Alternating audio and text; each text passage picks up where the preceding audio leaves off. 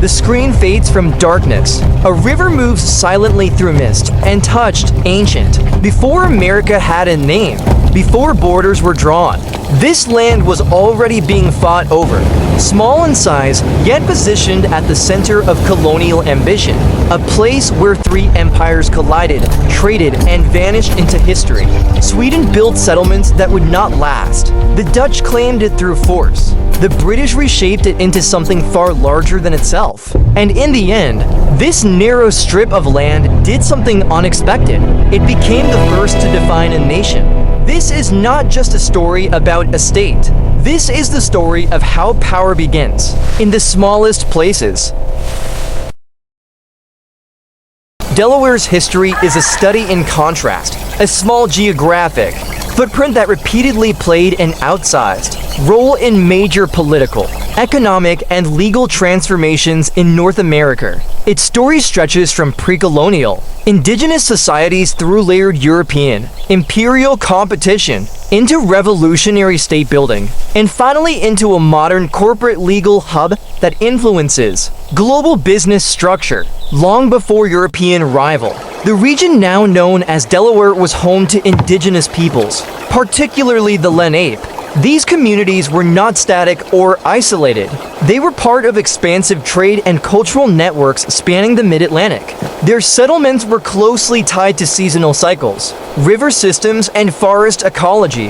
The most important natural artery shaping this world was the Delaware River, which functioned simultaneously as transportation corridor, food source, and territorial boundary.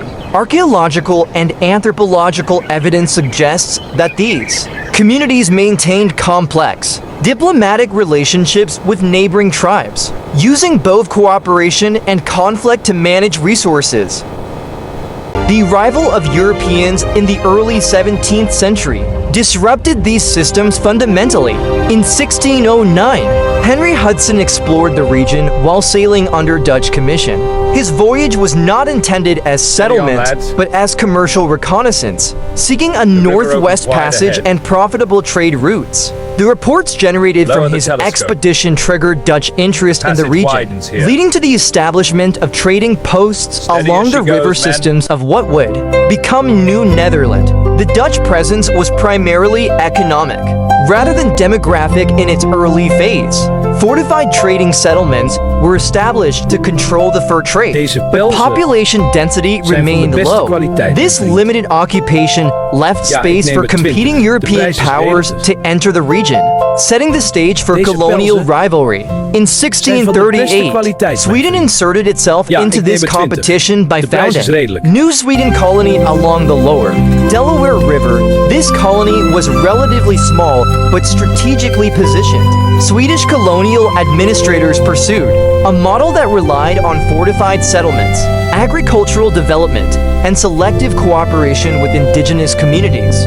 One of their most enduring contributions was the introduction and popularization of the log cabin structure, which later became emblematic of frontier life in North America. Despite these innovations, New Sweden lacked the population and military capacity to sustain long-term independence in a contested colonial environment. In 1655, Dutch forces under Peter Stuyvesant absorbed the Swedish settlements, reasserting Dutch authority over the region.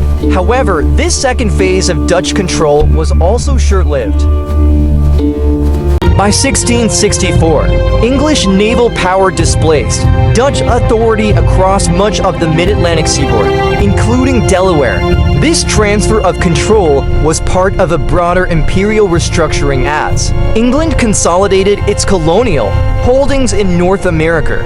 From this point forward, Delaware became integrated into the English colonial system, though its governance structure remained somewhat distinct. During English colonial administration, Delaware's political identity became closely intertwined with William Penn, who acquired vast land holdings in the region. Delaware was administratively linked to Pennsylvania for a time, often referred to as the Lower Counties. Despite this connection, Delaware maintained its own legislative assembly, courts and local governance mechanisms. This dual structure shared proprietor, yet semi-independent administration fostered a distinct political culture that valued local autonomy within broader imperial frameworks. We must unite As and the act now. The time 18th for century hesitation is progressed, over. colonial But how should we proceed discontent without with their British aid? governance We stand with you, intensified sir. Let us across resolve to North fight. America. Then we are resolved Economic to liberty. restrictions, We trade cannot delay any regulations, longer. and The time has taxation come to policies stand united imposed by against Britain tyranny. created Aye, we are widespread with you. political friction. Into an act of Delaware, war, though Let us small, vote to was resist. deeply involved in the Fellow emerging citizens, we must stand as revolutionary one movement. against this oppression. Political Who debate among in you its will join towns this reflected righteous broader cause? colonial with you, tensions but we need a between clear loyalty to the plan. crown and demands for self-governance. A defining moment in Delaware's revolutionary history came through Caesar Rodney, a delegate to the Continental Congress in 1776. Amid urgent deliberations over independence, Rodney undertook a legendary overnight ride through severe weather conditions to break a voting deadlock. His rival allowed Delaware's delegation to cast a decisive vote in favor of independence. This act became symbolic of the state's commitment to the revolutionary cause. Shortly thereafter, the colonies formally adopted the Declaration of Independence. Severing political ties with Britain, Delaware entered the Revolutionary War as part of the newly declared United States, contributing manpower, resources, and strategic positioning despite its limited size. The warriors brought disruption to its economy and local communities, as military movements and supply demands affected civilian life. Following independence, the United States faced the challenge of constructing a durable federal system.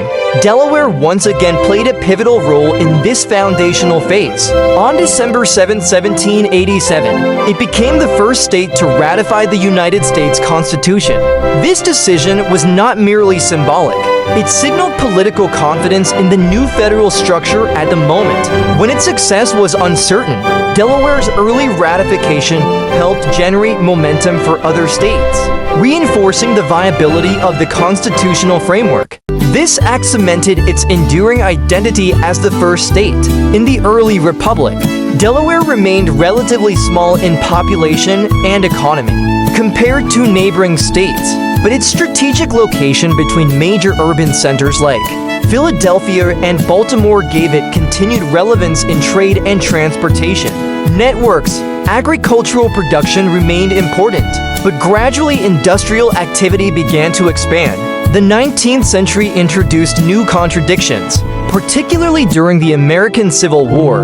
Delaware was a slave-holding state, yet it did not secede from the Union. This position reflected deep internal divisions, economic ties to Southern systems of labor coexisted with strong political and commercial connections to Northern states. While Delaware avoided large-scale military battles on its soil, the war era intensified debates about identity, economy, and federal loyalty.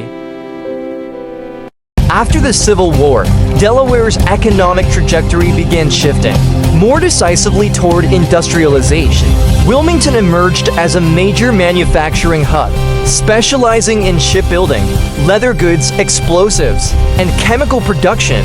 Industrial firms benefited from Delaware's transportation infrastructure, including rail connections that linked it to larger northeastern markets. This period marked the gradual transition from an agrarian-based economy to a more diversified, industrial one. The most structurally transformative development, however, occurred in the 20th century. With the evolution of Delaware's corporate legal system, the state adopted a highly adaptable legal framework for business incorporation, emphasizing predictability, efficiency, and judicial expertise. This system attracted corporations from across the United States, many of which chose Delaware as their legal domicile regardless of physical operations. At the center of this legal architecture, the Delaware Court of Chancery, a specialized court with deep expertise in equity and corporate governance. Its judges rather than juries decide complex business disputes, allowing for faster, more consistent rulings. Over time, this court became one of the most influential judicial bodies in corporate law globally, shaping standards for mergers, fiduciary duty, and shareholder rights. This legal specialization effectively repositioned Delaware in the global economic system. Although geographically small, it became disproportionately significant in corporate governance. A large majority of major U.S. corporations are incorporated in Delaware, creating a steady stream of legal and administrative activity that sustains its modern economy. In the contemporary era, Delaware continues to balance multiple identities. It is simultaneously a historical foundation state, a coastal region with tourism and cultural heritage, and a central node in global corporate law. Its beaches and natural reserves attract visitors, while its legal institutions influence international business practices. Ultimately, Delaware's historical trajectory illustrates a recurring pattern: strategic adaptation to external pressures. Whether navigating colonial competition, revolutionary upheaval, Civil War tensions, or modern economic globalization, Delaware has repeatedly repositioned itself within larger systems of power. Its story demonstrates that influence in history is not solely determined by size, but by timing, structure, and institutional innovation.